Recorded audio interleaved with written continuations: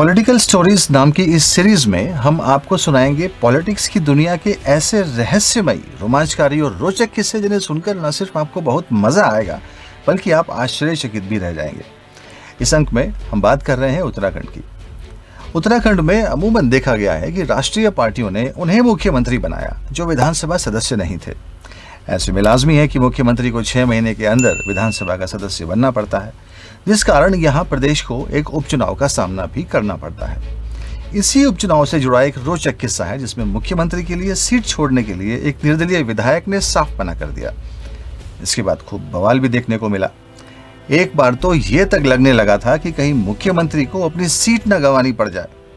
इन सब के बावजूद भी इन निर्दलीय विधायक को मुख्यमंत्री राजी नहीं कर पाए और उन्हें अंत में दूसरी सीट से चुनाव लड़ना पड़ा। हम बात कर रहे हैं भारतीय जनता पार्टी के वरिष्ठ नेता और पूर्व मुख्यमंत्री भुवन चंद्र खंडूड़ी की। उत्तराखंड में 2007 में विधानसभा चुनाव में बीजेपी ने अपनी सरकार बनाई थी और भुवन चंद्र खंडूड़ी को यहाँ का मुख्यमंत्री बनाया गया था।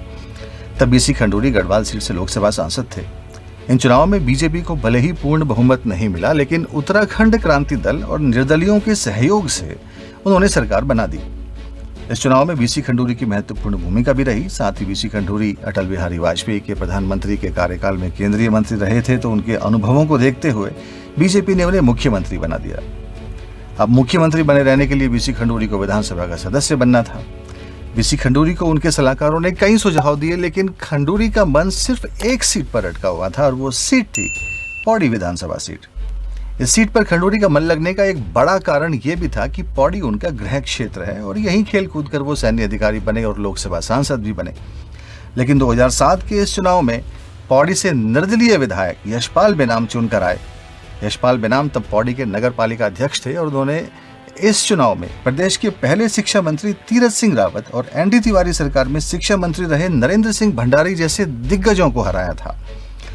इस सीट पर चुनाव भी बड़ा रोचक रहा था। यशपाल बेनाम ने मात्र 11 वोटों से तीरथ सिंह रावत को हरा दिया था। नरेंद्र सिंह भंडारी तीसरे नंबर पर रहे थे। अब यशपाल बेनाम भी चुनाव जीतने के बाद पूरे प्रदेश में प्रसिद्ध हो चुके थे और वे उत्तराखंड की सक्रिय राजनीति में अपनी अलग पहचान बनाना चाहते थे।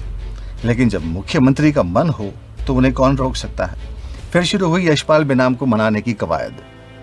कई दिग्गज नेता, कई बीजेपी कार्यकर्ता, कई खंडूड़ी जी के समर्थकों ने यशपाल बेनाम के चक्कर काटने शुरू कर दिए, लेकिन यशपाल बेनाम सीट छोड़ने को तैयार नहीं। साफ मना कर दिया उन्होंने। बेनाम निर्दलीय जरूर थे, लेकिन वो सीट छोड़ने को भी राजी नहीं थे। उन्होंने साफ कह दिया, चाहे राज्य का मुख्यमंत्री ही अपील क्यों ना करे, उनका फैसला स्पष्ट है और वे किसी के लिए अपनी सीट छोड़ने वाले नहीं।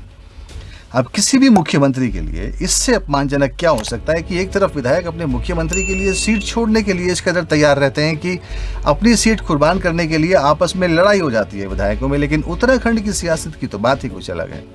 अब बीसी खंडूड़ी के पास समय कम था और उन्हें विधानसभा में भी पहुंचना था। यशपाल बेनाम को मनाने में बीजेपी पूरी तरह से नाकामयाब रही।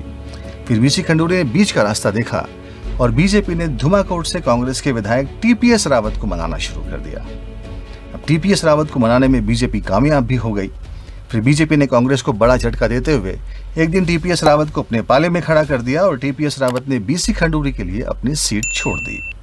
फिर बीसी खंडूड़ी धुमाकोट से विधायक बने और टीपीएस रावत खंडूड़ी जी की जगह लोकसभा में चुनकर पहुंचे।